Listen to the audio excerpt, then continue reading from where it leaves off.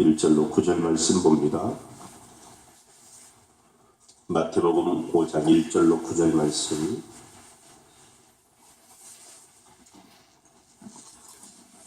우리 다 같이 합독합니다. 시작.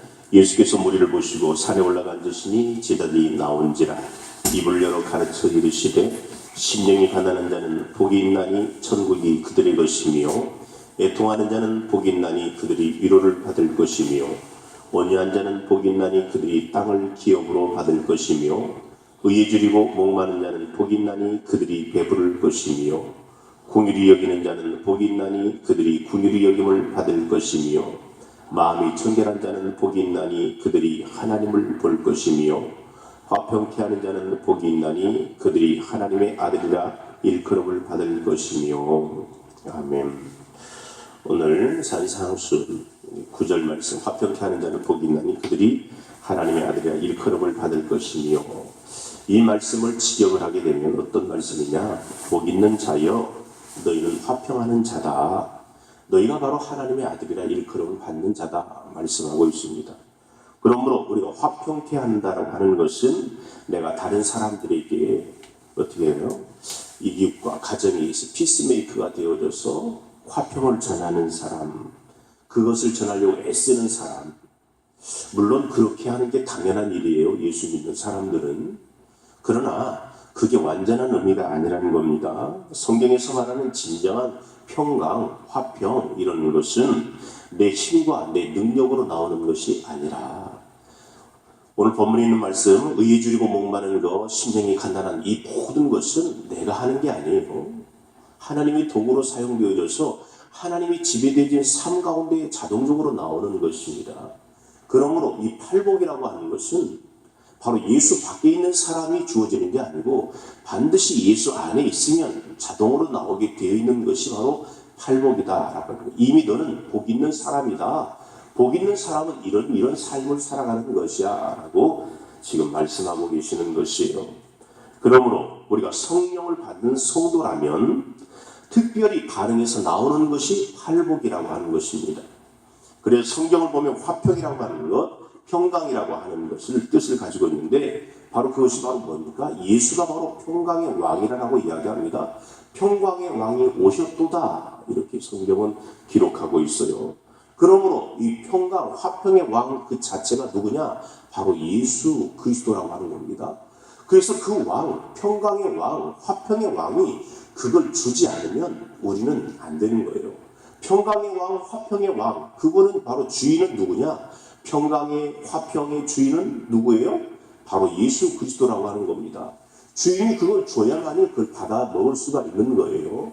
주인이 주지 않으면 우리는 그것을 받아 먹을 수가 없는 것입니다. 그래서 평강의 왕이라고 이야기하죠. 그래서 평강이라고 하는 것은 우리가 어떻게 만들어낼 수 있는 게 아니고 평강이라고 하는 것은 예수님 자신이 바로 평강이라고 하는 것입니다. 그래서 그 평강, 화평은 누가 가지고 있냐? 바로 예수 자신, 그 예수님이 가지고 계시는 것이에요. 그래서 예수님과 관련이 없으면 우리는 성경에 말하면 평강 그리고 화평 이것은 절대로 느끼거나 우리에게 주어질 수가 없는 것이라고 하는 것입니다. 그래서 예수가 빠지는 화평이라고 하는 것은 있을 수가 없는 것이에요.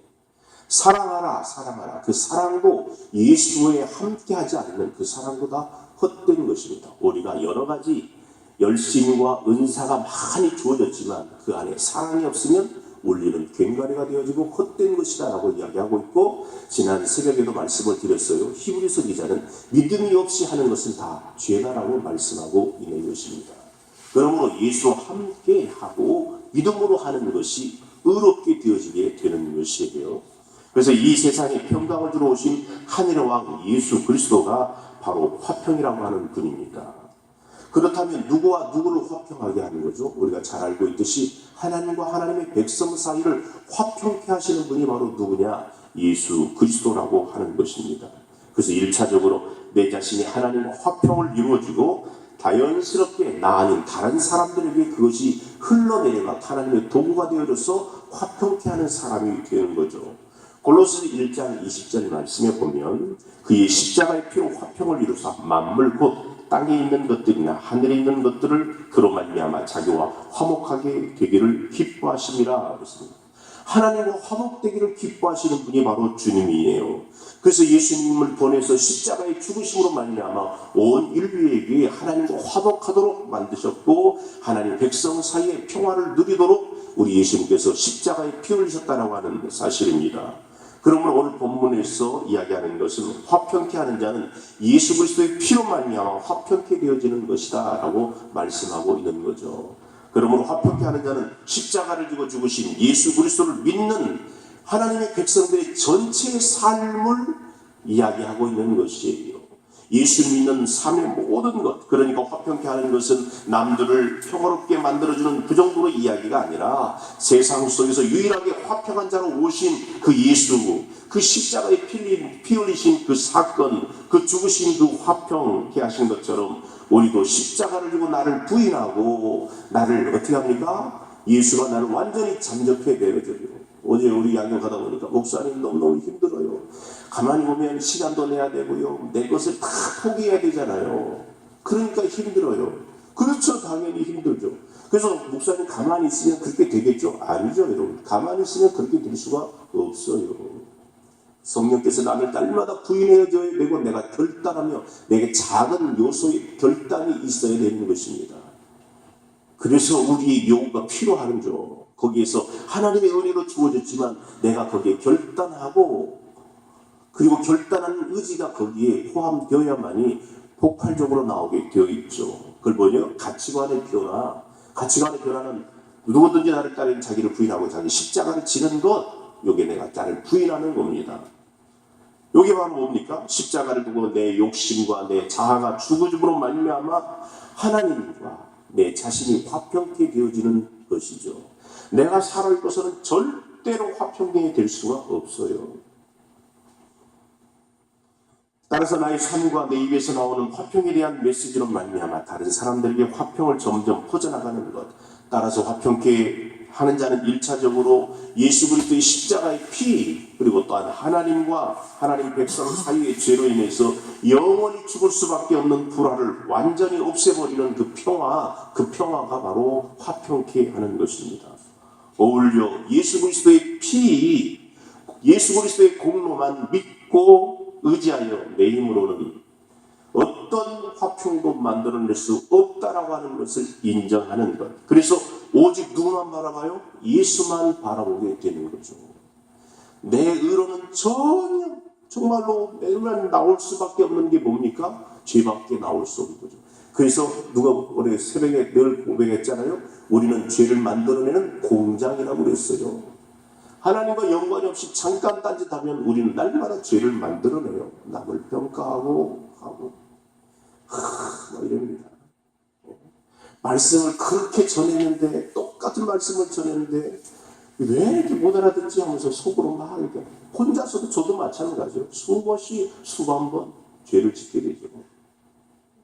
좀 새벽에 문자 보내면 그것만 읽어라도 그런 말을 안 할 텐데 막 하면서 속으로 막 괜히 내가 문자를 보내나가 막 이렇게 또 저도 막 이렇게 또 이렇게 막 죄가 나오고 죄를 만들어내는 공자. 그래, 네가 지금 네 힘으로 하려고 하니? 아니야, 나는 손 들고 또 나아가는 거죠. 예수님의 화평이 흘러가는 도구에 불과하는 것을 깨닫게 하는 자가 바로 화평케 하는 겁니다. 그래서 우리의 삶을 보면 내 힘으로는 다른 사람과 화목하게 하려고 해도 안 되는 것이 내 힘으로 뭔가 해보려고 하지만 안 되는 것입니다. 그래서 어떻게 합니까? 나는 어쩔 수 없는 인간이구나. 나는 죄인 중에 괴수이구나. 그래서 나는 죽어야 되는구나. 이것을 깨달아 먹는 겁니다. 이걸 뭐예요? 화평케 하는 자가 되는 것이죠. 내가 점점 죽어감으로 말미암아 예수님을 의지하며 나아갈 때에 하나님이 나를 장악하고 통치하셔서 내 자신이 하나님 앞에 나는 정말로 죄인 중에 계시구나. 그래서 나는 내 모습 이대로 하나님 나아갑니다. 어쩔 수 없이 또 오늘 또 이 시간에 내 모습 이대로 나아갑니다. 하나님 도와주세요. 이렇게 오늘 찬양처럼 나도 모르는 사이에 찬양하면서 눈물이 찡하고 간절한 마음으로 기도가 나오는 것 아니겠습니까? 하나님께서 나를 다스려 주시고 인도해 주세요. 완전히 항복한 상태를 화평케 되어지는 것입니다. 여러분, 자녀들이 품 안에서 자녀들을 키울 때 얼마나 아름답고 예쁩니까? 아빠, 엄마 하면서 막 쫄랑쫄랑. 그래, 북한이 제일 무서워하는 아이들이 뭐예요? 중2, 사춘기 있는 아이들. 문 딱 닫고 들어가서 싫어! 간섭하지 마, 엄마, 아빠. 그동안에 가슴이 찢어져, 엄마의 마음이. 아이고, 이놈 자식이. 내가 정말 이러려고 내가 자식을 키웠나면서 막 어떻게 해요? 화가 나잖아요. 예.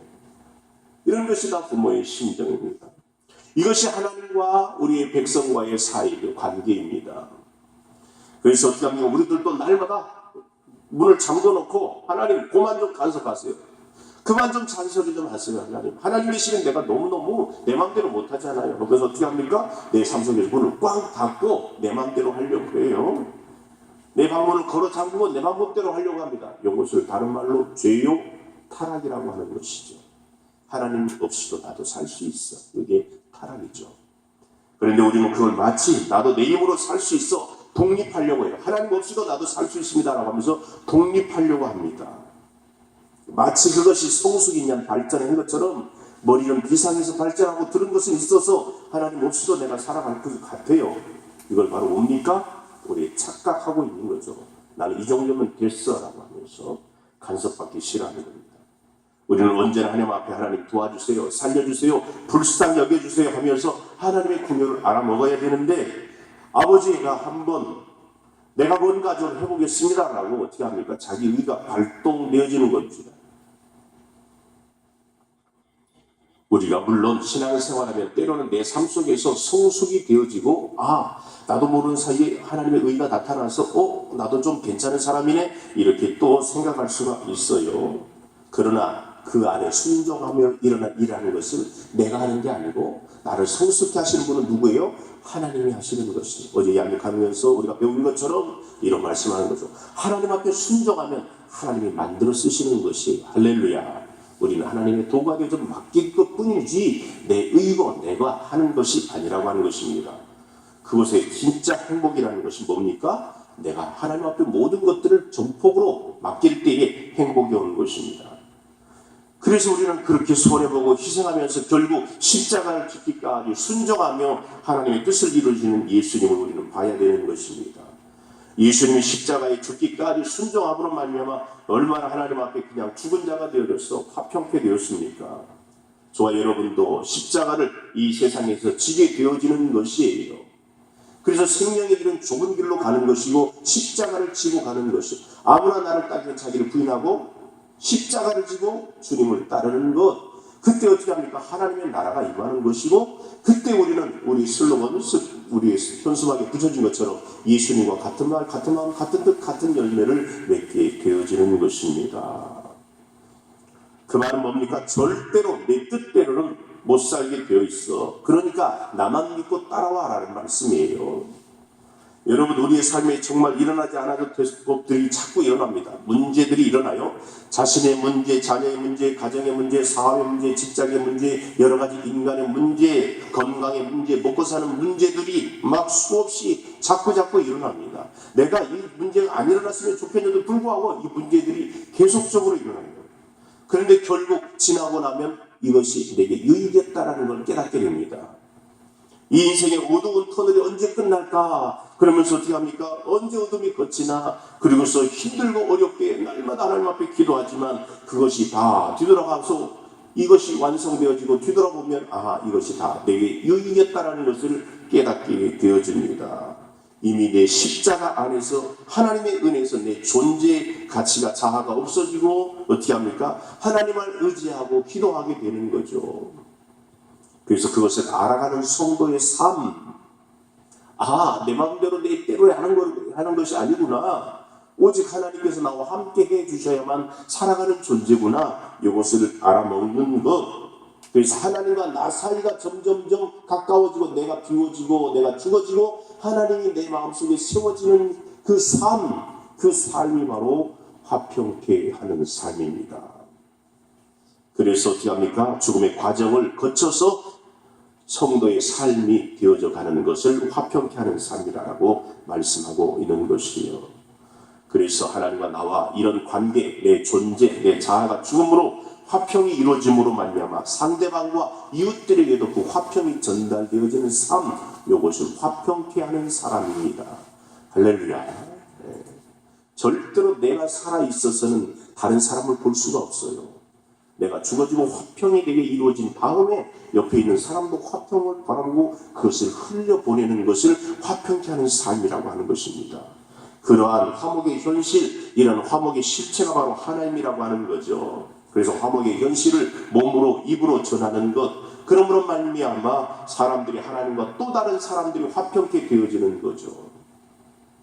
성경에서 평화로운 상태를 뭐냐? 하나님의 통치 속에서 완전히 들어가는 것, 하나님의 통치가 완전히 들어가는 겁니다. 그래서 완전히 사로잡혀 있는 상태, 이걸 하나님의 나라가 임하는 것이고, 그리고 또한 이것은 화평 또한 평화라고 이야기하는 것이에요. 내가 완전히 죽고 하나님의 통치가 이루어지는 그 상태를 하나님의 나라라고 하는 겁니다. 여러분, 누차 말씀을 드립니다. 하나님의 나라는 말씀에 통치되어지는 삶이 하나님의 나라예요. 할렐루야. 우리가 저 죽어서 천국 가는 것 물론 맞죠. 그러나 이 세상도 천국과 지옥이 있다고 그랬어요. 내가 지금 이 세상에 살아가는 동안에 하나님의 말씀에 통치되어지는 삶 그 자체가 바로 천국의 삶이에요. 그래서 예수님 말씀하잖아요. 천국은 여기 있다 저기 있다가 아니고 천국은 내 마음속에 있느니라 그랬어요. 할렐루야. 하나님의 말씀에 통치되어져서 내 자아가 부인되어지고 화평케 되어질 때에 하나님의 나라가 이루어지는 것입니다. 그것이 바로 누가 하냐? 예수님이 하시는 일이에요. 그래서 예수님이 하나님께 완전히 장악되어지고 십자가에 죽고 부활하신 그 상태를 화평케 되었다라고 이야기하는 것입니다. 우리도 마찬가지로 예수님처럼 내 자아가 죽고 내 자아가 완전히 부인되어지고 예수님으로 말미암아 완전히 장악되어져진 그런 상태. 그래서 어떻게 합니까? 그 사랑과 그 긍휼과 그 또한 화평을 다른 사람들이 흘려보내는 것을 화평케 하는 것이고 하나님의 아들이라 일컬음을 받게 되어지는 것입니다. 할렐루야. 우리 예수님이 화평케 되어지고 십자가의 중심으로 하나님의 아들됨을 선포되어지는 것처럼 우리도 예수님과 완전히 잠식되어지고 그리고 또한 예수님과 함께함으로 말미암아 이것을 다른 사람들에게 전하는 것이 화평케 되어지는 것이고 하나님의 아들이라 일컬음을 받게 되어지는 것입니다.